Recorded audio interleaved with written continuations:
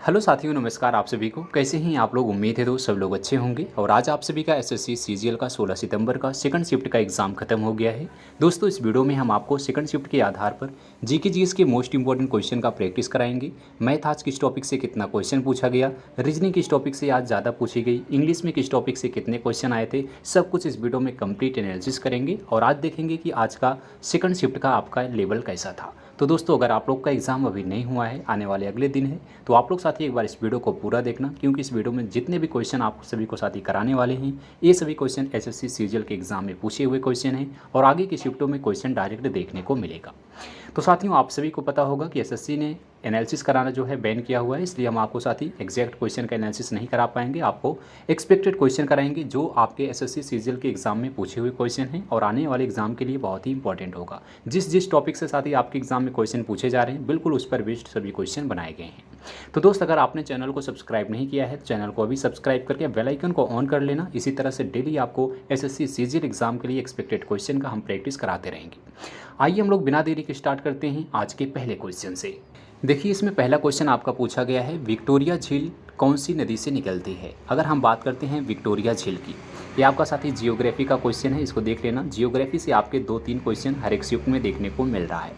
अगर बात करते हैं विक्टोरिया झील की, श्वेत नील नदी निकलती है जो आगे नील नदी का हिस्सा बनती है। यह झील अफ्रीका में स्थित है और युगांडा के जिंजा शहर में श्वेत नील नदी का बहिर्वाह होता है, जो नील नदी के दो मुख्य सहायक नदियों में से एक है। तो विक्टोरिया झील कौन सी नदी से निकलती है? तो श्वेत आपकी नील नदी आपका बिल्कुल करेक्ट आंसर होगा। इसको देखना दोस्त, नील नदी से निकलती है। यह झील कहाँ पर है? तो अफ्रीका में स्थित है। नेक्स्ट क्वेश्चन देखिएगा, खान बहादुर ने 1857 के विद्रोह का नेतृत्व कहाँ से किया था? बात हो रही है खान बहादुर का, जो 1857 का विद्रोह हुआ था उसका नेतृत्व कहाँ से किया गया था?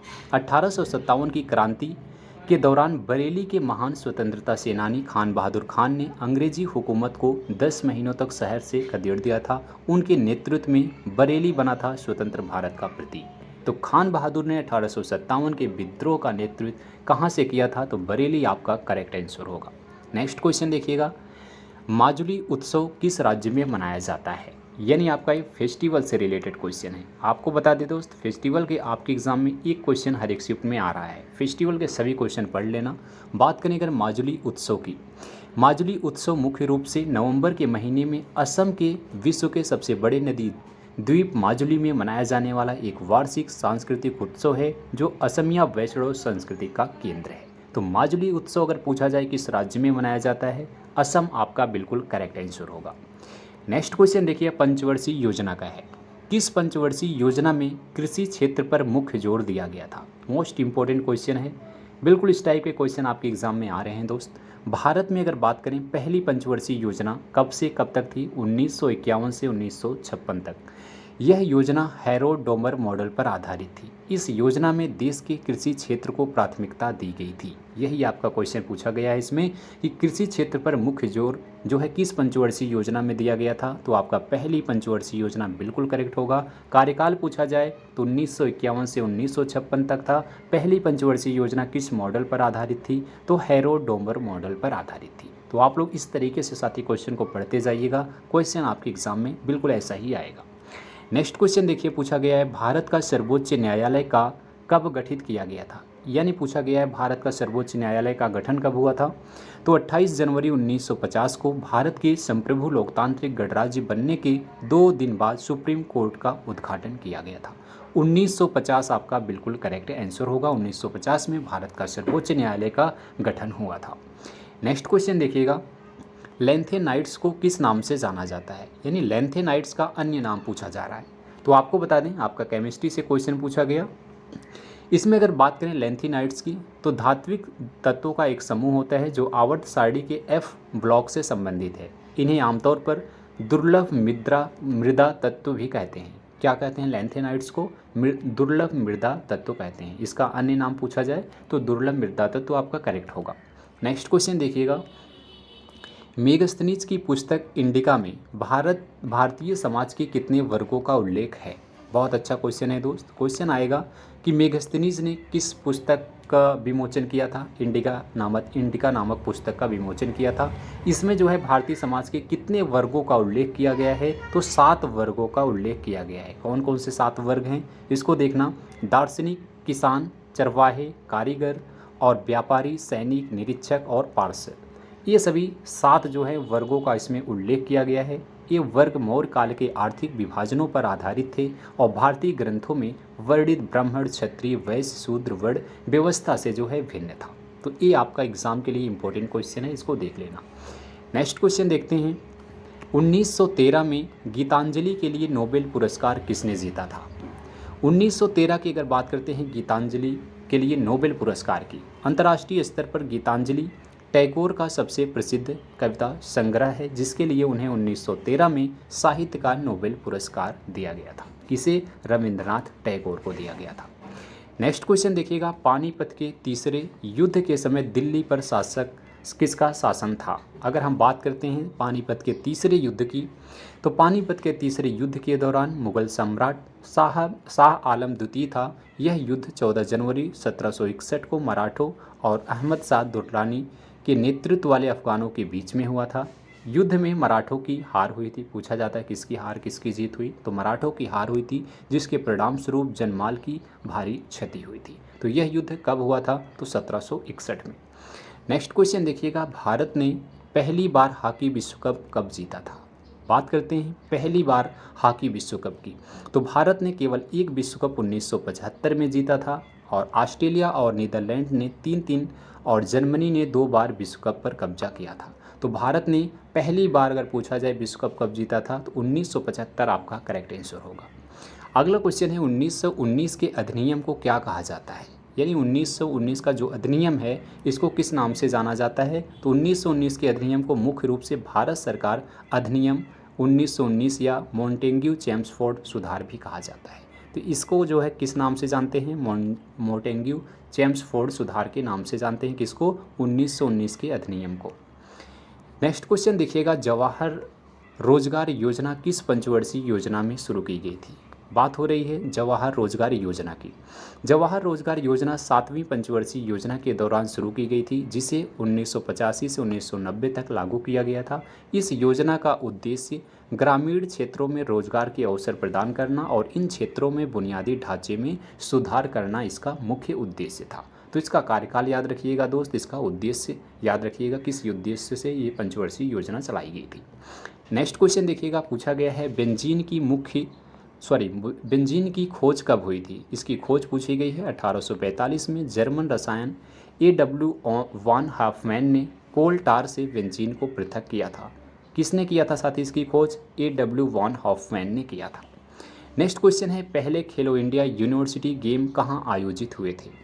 21 जनवरी 2018 को प्रधानमंत्री नरेंद्र मोदी ने नई दिल्ली में इंदिरा गांधी एरिना में खेलो इंडिया यूथ गेम्स के पहले संस्करण का अनावरण किया था। लेकिन बाद में फरवरी 2020 में मोदी ने ओडिशा के भुवनेश्वर शहर में पहली बार खेलो इंडिया यूनिवर्सिटी गेम्स का शुभारंभ किया था। कहाँ किया था? ओडिशा में किया था। नेक्स्ट क्वेश्चन देखिएगा। विश्वनाथ आनंद के बाद भारत के दूसरे ग्रैंड मास्टर कौन है? विश्वनाथ आनंद के बाद पूछा जा रहा है दोस्त। तो विश्वनाथ आनंद के बाद कौन बना था? देवेंदु बरुआ ने एक भारतीय शतरंज ग्रैंड मास्टर बने थे। वह 3 बार के भारतीय शतरंज चैंपियन थे। वह विश्वनाथ आनंद के बाद दूसरे भारतीय शतरंज खिलाड़ी, नियाज मुर्शीद के बाद दूसरे बंगाली जो है ग्रैंड मास्टर बने थे। कौन बना था? दिव्येंदु बरुआ बने थे। इसको याद रखिएगा। तो दोस्तों ये सभी क्वेश्चन आपके जीके जीएस के हैं। जिस टाइप के क्वेश्चन आपके एग्जाम में पूछे जा रहे हैं बिल्कुल उस टाइप के क्वेश्चन हम आपको प्रैक्टिस डेली करा रहे हैं। अगर आप लोग साथी इन सभी क्वेश्चन को डेली पढ़ते जाएंगे, आपके शिफ्ट में देखना यहाँ से ढेर सारे क्वेश्चन देखने को मिलेगा। बाकी दोस्त अगर हम इसके लेवल की बात करें कि आप लोग का जीके का लेवल क्या है, तो जीके का लेवल साथी थोड़ा सा जो है मॉडरेट टू हार्ड हो गया है, क्योंकि इसमें जो क्वेश्चन पूछे जा रहे हैं थोड़ा सा स्टेटमेंट वाइज क्वेश्चन दिए जा रहे हैं। डायरेक्ट आपको जैसे कि क्वेश्चन को पढ़ करके ऑप्शन एक बार में नहीं आएगा, क्योंकि इसमें आपके जो ऑप्शन दिए जाते हैं वो थोड़ा सा स्टेटमेंट वाइज दिए गए हैं। तो थोड़ा सा आप लोग को डिप्थ में जाना होगा दोस्त इसमें, तभी आप क्वेश्चन का आंसर जो है फाइंड कर पाओगे। बाकी अगर हम इंग्लिश सब्जेक्ट की बात करते हैं तो इंग्लिश में आपका साथी पैसेज है, जहाँ से आपके 5 क्वेश्चन पूछे जा रहे हैं। पैसेज थोड़ा सा लॉन्ग आ रहा है, इसको आप लोग प्रैक्टिस ज़्यादा करना। सेंटेंस इम्प्रूवमेंट के क्वेश्चन आ रहे हैं, 2-3 क्वेश्चन आपका सेंटेंस इम्प्रूवमेंट का आ रहा है। बाकी पजल जो है पैराजम्बल के क्वेश्चन पूछे जा रहे हैं। फिल इन द ब्लैंक के आपके जो है 3 से 4 क्वेश्चन पूछा जा रहा है। वॉइस से आपके 2 क्वेश्चन आ रहे हैं। नरेशन का आपका जो है 2 क्वेश्चन आ रहा है। ओकैब की बात करें तो सिनोनिम से 2 क्वेश्चन आ रहे हैं। एंटोनिम से आपका 1 या 2 क्वेश्चन पूछा जा रहा है। इडियम फ्रेजेस से किसी सीट में 1 क्वेश्चन, किसी सीट में 1 भी नहीं आ रहा है। वन वर्ड सब्स्टिट्यूशन से 1 क्वेश्चन आ रहा है। स्पेलिंग एरर के आपके 2 क्वेश्चन पूछे जा रहे हैं। इंग्लिश में आप लोग इन सभी टॉपिक के प्रैक्टिस करके जाना दोस्त। अगर हम इसके लेवल की बात करें कि क्या आपका लेवल पूछा जा रहा है, कैसे आ रहा है, तो इसका लेवल आपका जो है मॉडरेट है, ना तो ज़्यादा ईजी है ना तो ज़्यादा हार्ड है। बाकी अगर हम अदर सब्जेक्ट जैसे मैथ की बात करें तो मैथ में आपका जो है थोड़ा सा लेवल इसका टफ हो गया है, क्योंकि इसमें एवरेज, प्रॉफिट लॉस से क्वेश्चन आ रहे हैं, इंटरेस्ट के क्वेश्चन, नंबर सिस्टम से क्वेश्चन, परसेंटेज के क्वेश्चन, रेशियो प्रोपोर्शन के क्वेश्चन, मेंसुरेशन 2D 3D से रिलेटेड, ज्योमेट्री के क्वेश्चन, ट्रिग्नोमेट्री के क्वेश्चन, टाइम एंड डिस्टेंस से क्वेश्चन, अलजेब्रा से क्वेश्चन, टाइम एंड वर्क के क्वेश्चन। ये सभी जो क्वेश्चन आ रहे हैं थोड़ा सा कैलकुलेटिव क्वेश्चन आ रहे हैं, टाइम टेकन क्वेश्चन आ रहे हैं। अगर दोस्त आप लोग इन सभी टॉपिक पर ज़्यादा से ज़्यादा प्रैक्टिस करेंगे तभी आप लोग वहाँ पर परफॉर्म अच्छा कर पाओगे, क्योंकि साथ ही इसमें आपको बहुत कम टाइम मिलता है। टाइम मैनेजमेंट आप जितना ज़्यादा से ज़्यादा कर पाओगे उतना आपके लिए वो बेनिफिट होगा। तो आप लोग साथ ही इन सभी टॉपिक पर ज़्यादा से ज़्यादा मॉक टेस्ट दीजिएगा, प्रैक्टिस कीजिएगा, टाइम को अपने आप को बचाने का प्रयास कीजिएगा, तभी आप पहले क्वेश्चन से लास्ट 100 क्वेश्चन तक जा पाओगे दोस्त। क्योंकि इसमें आपका सबसे ज़्यादा जो ज़रूरी है टाइम मैनेजमेंट करना। तो टाइम मैनेजमेंट जो कैंडिडेट कर लेगा, और आप लोग को देखना होगा कि जो क्वेश्चन आपको एग्जैक्ट आता होगा दोस्त, उसी क्वेश्चन को आप लोग टिक करते आगे की तरफ बढ़ते जाइएगा। तो इसलिए आपको बता दें, अगर मैथ के हम लेवल की बात करते हैं तो इसका लेवल थोड़ा सा साथी मॉडरेट टू हार्ड हो गया है। इसमें क्वेश्चन थोड़ा सा टाइम टेकन वाले क्वेश्चन आ रहे हैं।